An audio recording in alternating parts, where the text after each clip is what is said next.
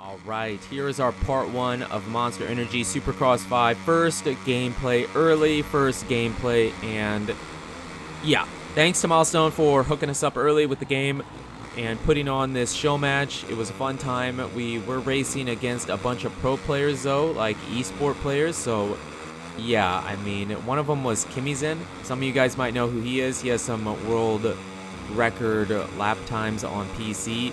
There's no way we keep up with a guy that fast, right?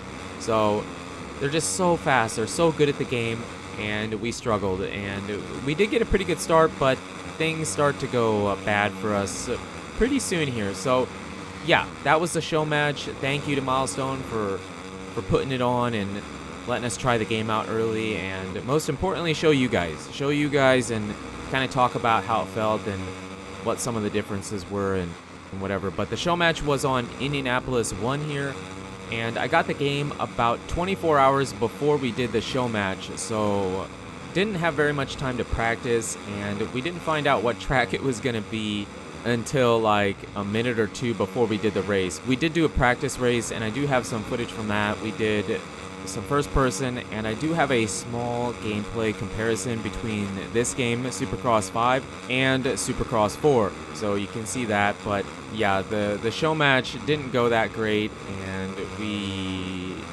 I'm the kind of player that needs more time to practice, right? I need to practice more.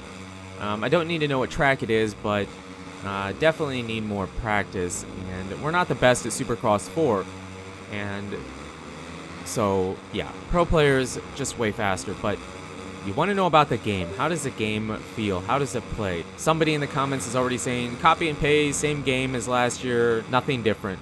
Well, it is similar to a Milestone game. It is a Milestone game.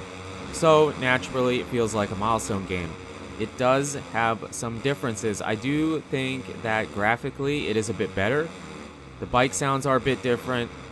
But the physics, how are the physics? Okay, so the whips are still push the sticks together, pull them apart to do the whip. And you do have some freedom over the bike and rider. It isn't complete free physics that we want.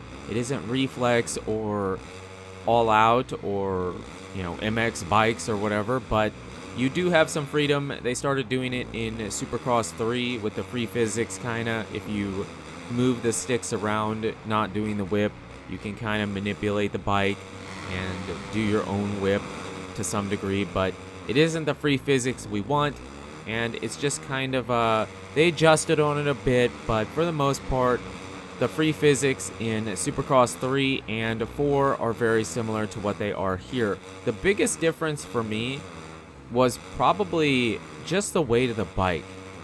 The bike feels heavier in this game than it has in, for sure, Supercross 3, but even 4. The bike feels heavier, a bit slower. The cornering is very similar, but maybe the cornering is a tad bit slower than it has been in the past 2 games. And the air physics, not the air physics, but just in the air, I would say that's very similar to past games. I don't feel like that's too much of a problem. Some people say it's too floaty, but I don't really have a problem with it. I think it works okay still. And the tracks, I don't know if I can really talk about the other tracks, but it applies to this one. The tracks felt smaller and more compact, more congested. It was tougher for me, and I know I got the game 24 hours before doing the tournament and haven't really played it since. So, you know, first impressions, the tracks felt not more narrow, but shorter. The jumps felt close together sometimes, and the rhythm sections felt like they weren't stretched out as much. They were, you know, kind of like you squeezed it together.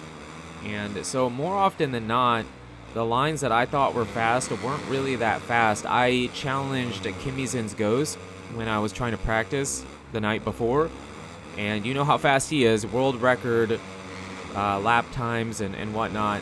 And where he was really making up the time and beating me was mostly in the corners. He's so fast. These pro players are so fast in the corners that he's just like shredding me in the corners, right? And there was some tracks where it was typical, you know, if he'd be 5 seconds or more faster than me just because he's so good. But there was other tracks where, and I don't know how much time he had in the game, but there was tracks where he was, you know, if he had a 45-second lap time, we were able to turn a 47. So I kind of feel like the skill gap in this game, at least at the beginning, might be less than it has been in past games, right? So it didn't feel like it had the endo glitch of Supercross 3 where you get that speed boost if you endo. It didn't feel like it had a crazy wheelie glitch such as it did in Supercross 4. It might be there. I don't know. It didn't feel like it was there for me, but that doesn't mean it wasn't there. I'm not a pro player, and I never was very good at the wheelie glitch, but it didn't feel like it had those speed exploits that the past games have. But if there is going to be some kind of a glitch or an exploit, players are going to find it, right? So that doesn't mean it isn't there. This also isn't a review. This is just kind of how I felt, my first impressions, the way I thought about the game, or what I thought about the game, and all that stuff. But yeah, the first person, you're seeing that now. The first person is, I think it's a bit better. It feels like they pulled the camera back a tiny bit so you can see more of the bike.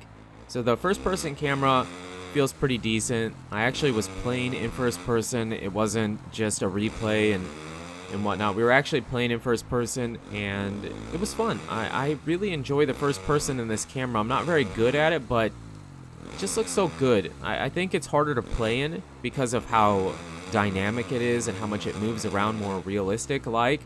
But it was fun. It was really fun. And then here we finish the race, and then we switch over to the gameplay comparison. Supercross 3 or Supercross 4 on the right, Supercross 5 on the left. It isn't new gameplay. I just went and got 2 of the better laps we had during the race, so you can see them. You also see the work in progress, so you know which is which. But yeah, I think graphically it looks better for sure. Milestone Master of Graphics looks better. It does feel similar to past Supercross games, but I think some people are gonna like the fact that the bike feels heavier, a bit more realistic. The lines you take are, I mean, I'm sure there's gonna be crazy lines out there, but just the way you negotiate the track feels fairly realistic, and I didn't really have a problem with it.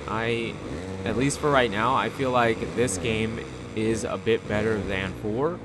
I felt like 4 wasn't as good as 3.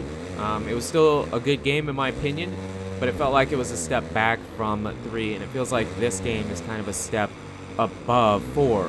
Now, I'm not saying it's better than 3, but it does feel a bit better than 4. Maybe not as fast. The gameplay just feels not as fast as 4 or 3. So something different, something to think about. And obviously we're going to need a ton more time in the game before we can give you a full opinion on the physics and the game in general. But let me know in the comments what you guys think. Do you enjoy it? Have you played it at the races? Let us know what you think about it. But you guys and girls are absolutely amazing. Thank you so much for the support on the channel lately. It really does mean a lot. And until the next video, take it easy.